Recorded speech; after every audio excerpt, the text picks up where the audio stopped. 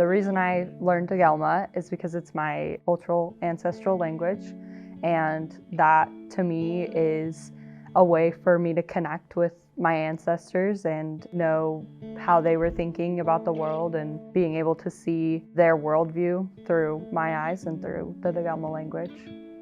That's how I honor the journey that those people went through, especially with tribal people. Those ancestors put their lives on the line and went through terrible hardships in order for me to be here.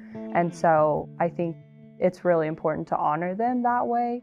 And so it really is a huge connection for me. Bedu Elizabeth Bryant Queditk, Nahanku Odana Eyite, Takelma Ella Daminsi Eyite, Samch Dapalau Daminsi Eyite. My name is Elizabeth Bryant. I am the lead Takelma language teacher. I am a Cow Creek tribal member, and I am also in charge of our Cow Creek Youth Council. Language revitalization is really important because you can see how people were thinking and how they viewed the world and what those values were in a way that you can't kind of pull just by doing the cultural practices. The Takelma language doesn't have any living speakers anymore. So for me, something that was really difficult was starting out learning a language with no kind of background in languages besides Spanish in high school, and then starting somewhere that was so hard, even for professionals.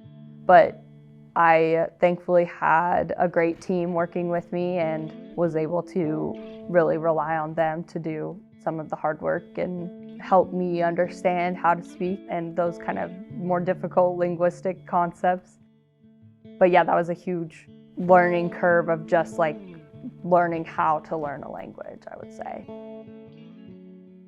When I was able to have an actual conversation in Takelma, it was huge. I worked so hard to be able to do that, and then to be able to actually speak was amazing. And now there are, 30 or so people who are able to speak at that beginning level. I never pictured myself doing this job. I originally in high school was really interested in like forestry and doing something outdoors, and I did try it too.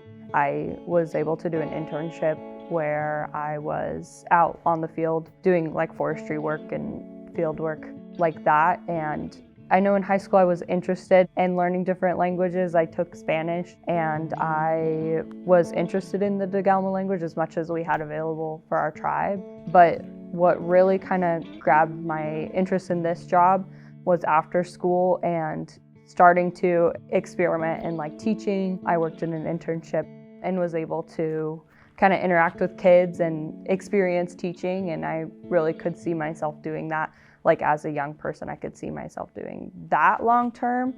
And so, yeah, really I just kind of tried a bunch of different paths and then found this, and it fit what I was interested in. So my career advice for anyone, whether you're in high school or not, is that it's okay to not be sure of what you're doing. It's okay to try things, but really I think you get to make your own path and do something that you like doing and figure out what that is by trying things.